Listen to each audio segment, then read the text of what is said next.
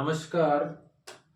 आप सबका political science with GS बाजे यूट्यूब चैनल में हार्दिक स्वागत है, अभिनंदन है। इंडियन कॉन्स्टिट्यूशन की एक हमने नई श्रृंखला शुरू की है, जिसमें सबसे पहले हमने लिया है constitutional development in India. Constitutional development of India यानी भारत में या भारत का संवैधानिक विकास। पिछली क्लासों में हमने देखा कि इसके अंतर्गत कुछ एक्टों की हमने बात की है। जैसे सबसे पहले आया था आपका 1773 का एक्ट, 1784 का एक्ट, और उसके बाद आते हैं आपके charter act. Charter act first, second, third और फोर्थ। फर्स्ट था 1793, सेकंड था 1813, थर्ड था 1833 और फोर्थ था 1853। तो चार चार्टर एक्ट हमने देखे और दो हमने एक्ट देखे, एक रेगुलेटिंग और दूसरा पिट्स इंडिया एक्ट। आज की क्लास में हम इसी श्रृंखला को आगे बढ़ाते हुए अब बात करने वाले हैं, क्योंकि हमने पहले क्लास में देखा था कि ये जो एक्ट आए थे, पहला एक्ट था ईस्ट इंडिया कंपनी के अधीन थे और दूसरे जो एक्ट भारत में लागू होंगे वो डायरेक्ट ब्रिटिश ताज या साम्राज्य के अधीन लागू होंगे। तो अब हम बात करने वाले हैं, हमारी हेडिंग थी वही भारत का संवैधानिक विकास। और संवैधानिक विकास में अब हम बात करेंगे डायरेक्ट किसके अधीन, ब्रिटिश सरकार या यूं हम कह सकते हैं ताज के अधीन आने वाले जितने भी एक्ट थे उनको हम देखने वाले हैं। और इनमें जो एक्ट हैं उसकी हमने चर्चा की। इनमें जो एक्ट आते हैं, सबसे पहले आता है आपका 1858 का भारत शासन अधिनियम। ये जो एक्ट था इसकी हमें सबसे पहले जाननी होगी पृष्ठभूमि। एक्चुअल में था क्या, किन परिस्थितियों में आया था। 1857 भारत के इतिहास में बहुत अच्छे से याद किया जाता है, क्योंकि अंग्रेजों के खिलाफ एक सबसे बड़ी क्रांति उस समय की गई थी। क्रांति देश को आजाद तो नहीं करा पाई, लेकिन क्रांति ने यह महसूस करा दिया अंग्रेजों को कि अगर आपका शोषण इस कदर बढ़ता गया तो वो दिन दूर नहीं जब आपको भारत छोड़ना पड़ेगा। और उनके शोषण के रवैये के कारण वहां की जो सरकार थी, वहां के जो सम्राट थे, वहां की जो साम्राज्ञी थी उस समय की विक्टोरिया, उनको ऐसा लगा कि भारत से बहुत जल्दी कंपनी के शासन को समाप्त कर देना चाहिए, वरना एक तरीके से सुदूर पूर्व में उनकी बेइज्जती होगी और उनको वहां से भागना पड़ेगा। तो ब्रिटिश सरकार ने ईस्ट इंडिया कंपनी को ही हमेशा के लिए समाप्त कर दिया, निरस्त कर दिया, और भारत की संपूर्ण शासन व्यवस्था, चाहे वो राजनीतिक हो, चाहे आर्थिक हो, चाहे सामाजिक हो, चाहे सांस्कृतिक हो, चाहे व्यापारिक हो, चाहे सैन्य हो, चाहे राजस्व हो, सबको अपने अधीन कर लिया। इसलिए हम आगे के जो एक्ट हैं, आगे के एक्ट का मतलब कौन सी क्रांति के बाद, 1857 की रेवोल्यूशन के बाद जितने भी एक्ट पढ़ेंगे उन एक्टों पर अब कंपनी का कोई नियंत्रण नहीं है, इसलिए उनको कहते हैं ब्रिटिश सरकार या ताज के अधीन आने वाले एक्ट। तो उन्हीं में एक एक्ट आता है आपका 1858 का भारत शासन अधिनियम। ये तो है इसकी पृष्ठभूमि। अब इस एक्ट के क्या क्या प्रमुख प्रोविजन रहे हैं वो हम देखेंगे। तो एक बार हेडिंग अपन ऊपर से लगा लेते हैं जिससे सारा एक साथ पढ़ सकें। तो हम बात करने वाले हैं 1858 का भारत शासन अधिनियम। पहला प्रावधान इसमें यह किया गया कि ईस्ट इंडिया कंपनी को भारत से क्या कर दिया, समाप्त, एक बात। सेकंड, जब ईस्ट इंडिया कंपनी समाप्त हो गई तो भारत का शासन अब किसके अधीन चला गया, भारत का शासन ब्रिटिश सम्राट या हम कह सकते हैं साम्राज्ञी या ताज के अधीन हो गया। और उस समय भारत की जो साम्राज्ञी थी उसका नाम था महारानी विक्टोरिया। महारानी विक्टोरिया यानी वो महारानी विक्टोरिया ना केवल इंग्लैंड के लोगों की महारानी थी, बल्कि 1858 से वो भारत की भी क्या हो गई है, महारानी। इसका मतलब ये है कि भारत अंग्रेजों का गुलाम वर्ष 1858 को हुआ है, ना कि ईस्ट इंडिया कंपनी जब भारत में आई तब हुआ था। क्यों? क्योंकि महारानी विक्टोरिया के अधीन भारत 1858 में होता है। महारानी विक्टोरिया की घोषणा को भारत में पढ़ने वाला एक व्यक्ति था जिसका नाम है लॉर्ड कैनिंग। तीसरा पॉइंट हम देख रहे हैं, नाम था लॉर्ड कैनिंग। ये लॉर्ड कैनिंग 1857 की क्रांति के समय जिस पद पर था वो इसका पद था गवर्नर जनरल। पिछली क्लासों में हमने देखा 1833 के चार्टर एक्ट में बंगाल का जो गवर्नर जनरल था उसको बना दिया गया था भारत का गवर्नर जनरल। उसी क्रम में क्रांति के समय जो भारत का गवर्नर जनरल था उसका नाम है लॉर्ड कैनिंग। तो इस लॉर्ड कैनिंग के द्वारा महारानी विक्टोरिया की घोषणा को पढ़ा गया था इलाहाबाद में। कब? 1 नवंबर 1858 को। कैनिंग महारानी का एक विशेष दूत था, यह समझ लीजिए आप, जिसने ये पढ़ा कि महारानी विक्टोरिया ने ये घोषणा की है कि आज से भारत हमारे अधीन है। भारत का शोषण या जिस तरीके से कंपनी ने जो शोषण किया ऐसा बिल्कुल नहीं होगा, व्यवहार वैसा ही होगा जैसे इंग्लैंड के लोगों के साथ में होता है। तो 1 नवंबर 1858 को गवर्नर जनरल लॉर्ड कैनिंग के द्वारा महारानी विक्टोरिया की घोषणा को इलाहाबाद में पढ़ा गया, इसलिए इसको हम इलाहाबाद डिक्लेरेशन या घोषणा के नाम से जानते हैं। और ये जो गवर्नर जनरल था लॉर्ड कैनिंग, क्रांति के समय में भी यही था। उसके बाद इसी गवर्नर जनरल का पदनाम फिर यहां बदल दिया गया और गवर्नर जनरल का दूसरा जो नाम रखा गया वो क्या था? वायसराय।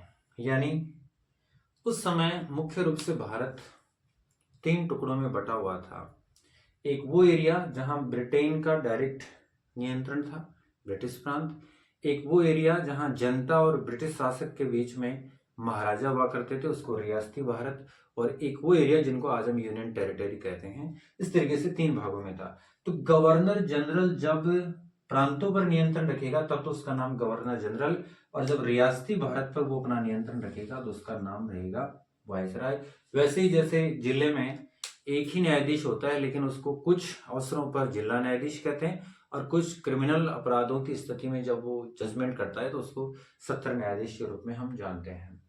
तो इस तरीके से 1858 के एक्ट की कुछ प्रमुख बातें निकल के आई हैं। इसमें 2-3 जो मुख्य क्वेश्चन है, भारत का पहला वायसराय कौन बना? तो भारत का पहला वायसराय वही बना जो भारत का अंतिम कौन था? गवर्नर जनरल, यानी कि लॉर्ड कैनिंग। 1857 की क्रांति के समय गवर्नर जनरल कौन था? Lord Canning. इसका मतलब भारत का अंतिम गवर्नर जनरल इस एक्ट से पहले कौन था? वो भी लॉर्ड कैनिंग। तो कैनिंग के संदर्भ में 3 क्वेश्चन बनते हैं। नेक्स्ट, इस एक्ट के द्वारा भारत शासन अधिनियम के द्वारा भारत को शासित करने के लिए, चलाने के लिए और कौन से नियम इस एक्ट में आए? तो उसमें एक था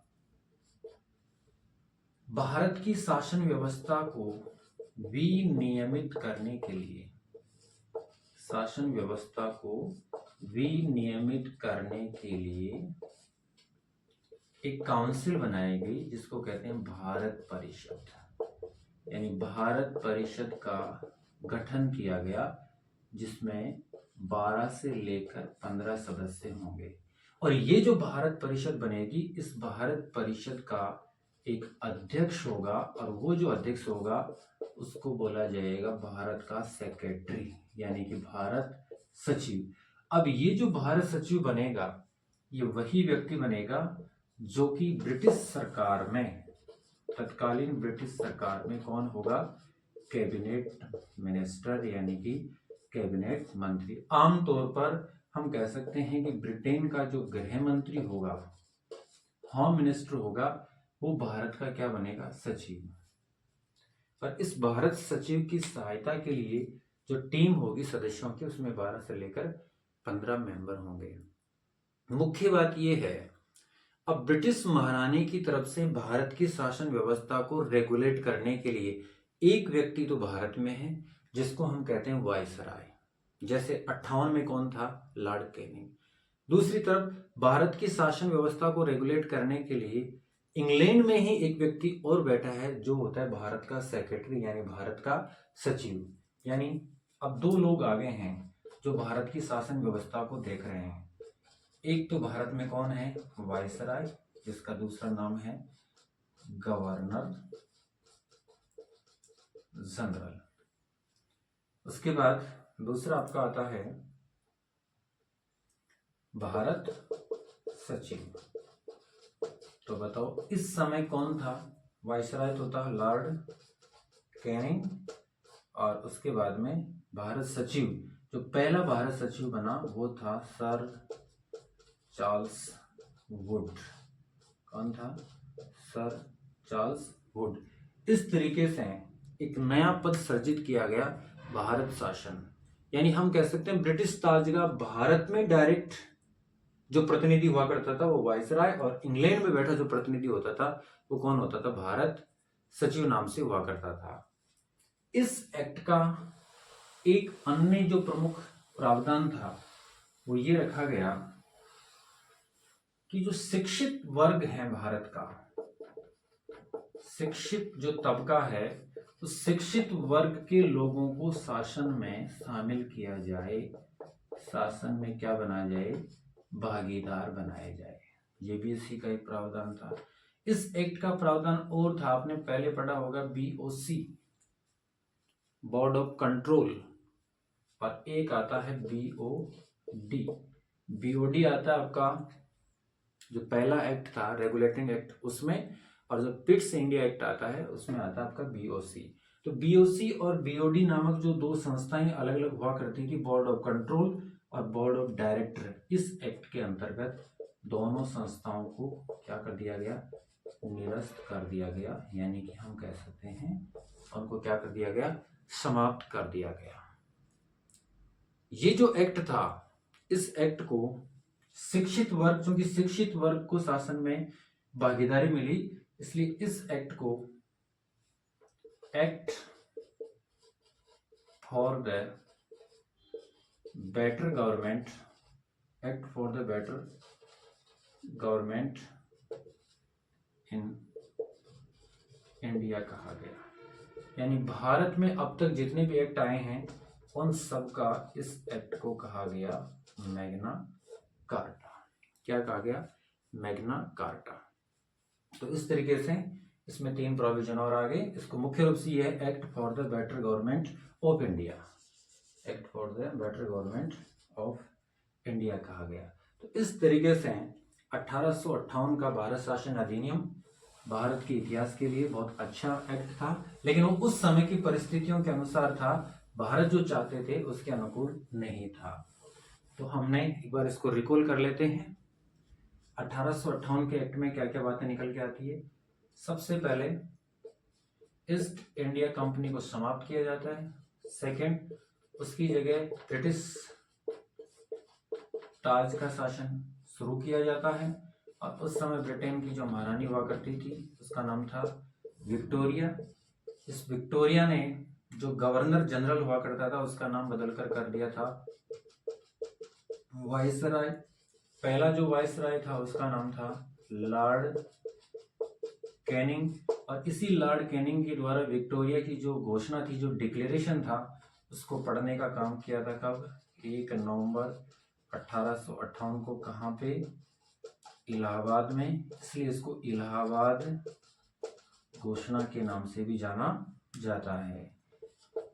इसी एक्ट में 2 संस्थाएं, बोर्ड ऑफ कंट्रोल और बोर्ड ऑफ डायरेक्टर नामक जो संस्थाएं हुआ करती थी, उनको क्या किया गया? समाप्त किया गया। ये जो एक्ट था ये भारत के कौन से वर्ग को? शिक्षित वर्ग को शासन में भागीदार बनाता है। इस एक्ट को act for the better government of क्या कहा जाता है? इंडिया। यानी इसको अब तक के जितने भी एक्ट हैं आए हैं उन एक्टों का इसे कहते हैं मैग्ना कार्टा। और भारत, अगर गुलामी की बात करें तो इसी एक्ट ने भारत को वास्तविक रूप से क्या बनाया है, गुलाम भले ही बनाया है, लेकिन जो कंपनी का जो शोषण वाला शासन था उससे इस एक्ट के द्वारा मुक्ति मिली है। तो ये सब था। इसी में एक हमने मिस कर दिया, इसमें भारत में शासन व्यवस्था को रेगुलेट करने के लिए, यानी हम कह सकते हैं वायसराय के पैरेलल एक नया पद सर्जित किया गया, एक नई कमेटी बनाई गई, एक नई काउंसिल बनाई गई, उसका नाम था भारत परिषद, जिसमें 15 सदस्य होते थे। और भारत परिषद का जो अध्यक्ष होता था वो होता था भारत, कौन होता था, सचिव। और पहला जो भारत सचिव था उसका नाम था सर चार्ल्स वुड, जबकि भारत का पहला जो वायसराय बना वो था आपका लॉर्ड कैनिंग। कौन था, लॉर्ड कैनिंग।